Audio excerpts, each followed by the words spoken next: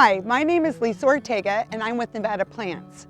And we're here today with Brad Dossler from the city of Las Vegas, and he's going to demonstrate to us how to root prune when you buy a tree from the nursery, what you need to do for long-term success of your tree. Good morning, my name is Brad Dossler. I'm the urban forester with the city of Las Vegas, and today we're going to be walking you through preparing a tree to be planted. So what we're going to look at is the root situation within a tree grown in a nursery pot. So this tree was purchased from a nursery. We're going to take the pot off.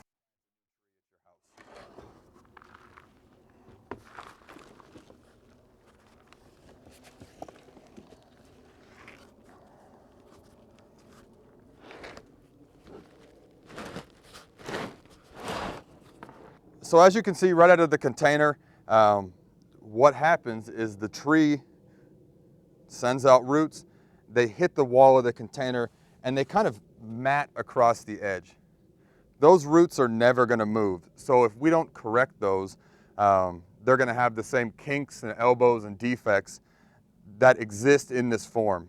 So we're going to use a process called root shaving, which is a perfect word because what we're looking for at the end is we want the root ball to look like stubble. So we're going to see these fresh little white roots. So you can take a shovel, I've seen it done with a saw or anything like that, just to shave off the outer one inch or so. So it can be a ½ inch, but probably no more than about 1.5 inches.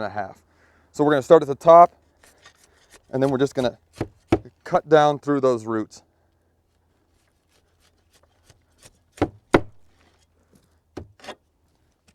And so you can see here now we have this stubble kind of coming out, and we're going to do the entire perimeter of the root ball.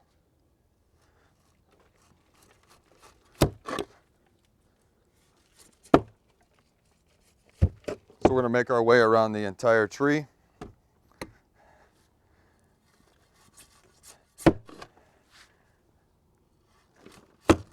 And while this is technically causing damage to the tree, we are removing defects. So there's a purpose. And we find in the nursery, we also find in the field that when we do root prune, when we shave the sides of the container, our trees establish faster. And also, they're more stable in the landscape. So we're getting more growth sooner, we're getting faster establishment, and we're getting stronger trees. So doing this extra step, we find it to be incredibly beneficial to the life of the tree. So don't forget about the bottom. Oftentimes, like in the nursery container, you get the same situation on the bottom. So we are going to shave the bottom of the container also.